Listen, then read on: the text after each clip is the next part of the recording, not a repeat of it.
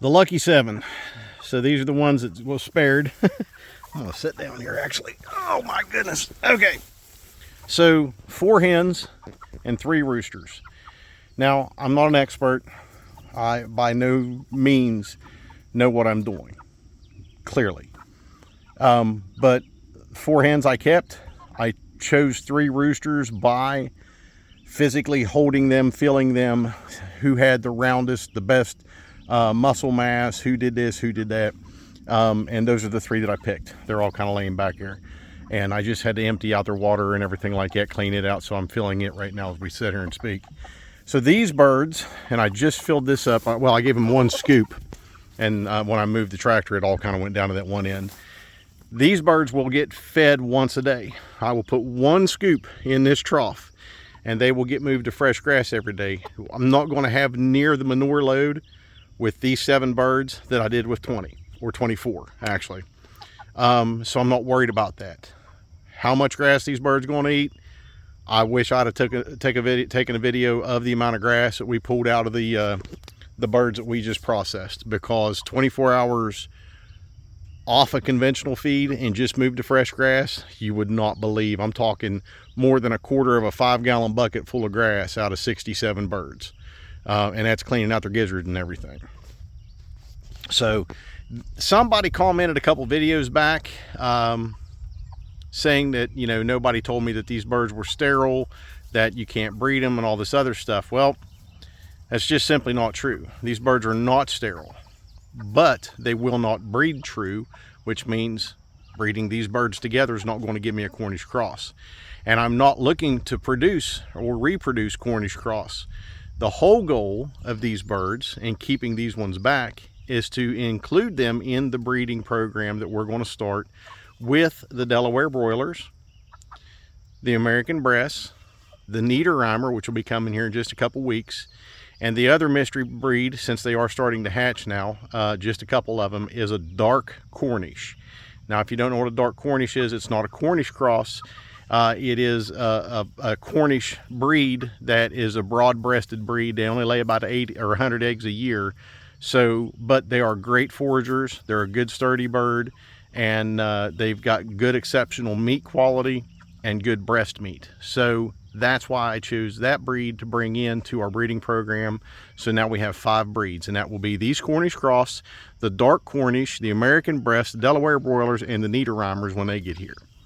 So that is the plan, and I just revealed the mystery breed, and that's it. And I'll maybe pop a little video on later with that. I've got one that's got splay leg. We did the figure 8 with the oh, what are those things called? Pipe cleaners. To try to pull its legs together. Hopefully it'll pull through on that. We've got 3 others right now along with that one, and I'm still waiting on the others to hatch if they're going to hatch. So we didn't have a real good hatch rate out of all of them, even though we kept everything where we needed to, temperature and humidity and everything. But hey, so far we'll just see what we get out of all of this. All right, so again, to reiterate, somebody watched one video and commented about everything that I've been talking about, you know, going back here. So no, these are not going to be bred to reproduce Cornish cross. These are going to be implemented into our breeding program to take on the finer qualities, or get the qualities of these birds included into what we're going to hopefully attempt to breed. So that's the whole purpose of that. So hopefully tomorrow, so these birds are going to stay in here. They're going, all 7 of these are going to stay in this tractor right here. This is their tractor. Again, they're going to get fed 1 scoop once a day, kept on fresh grass every day. And the other 2 tractors, I've got 39 more Cornish cross that we're going to split up between those 2 tractors. And that'll keep a real, you know, good low number in the tractors, give everybody plenty of room, and hopefully get them out here tomorrow. We're supposed to be getting some rain. We're a month now with no rain. It is dry. I can't tell you how hard this ground is. It's ridiculous. So I think Monday we're finally supposed to get some rain, but I'm not going to hold my breath on this one. I'm 51 years old, and I can't tell you, I honestly can't sit here and tell you when I remember it being this dry and us going this long without rain this time of year. It's pretty much unprecedented. It really is. And just to kind of touch base with you guys, I'm waiting to get on the schedule for the drillers to come up and drill our well. And when I was talking to the guy who come up and looked at the site and everything, and he did some water witching with some dowsing rods, he told me, he said, right now they're tied up re-drilling a bunch of wells. And I said, why are you really re-drilling a bunch of wells? And he said, well, during the 40s, 50s, and 60s, when they were, you know, not them particularly, but when they were drilling wells, water in this part of the state, well, pretty much most of the state, was found at about 60 feet.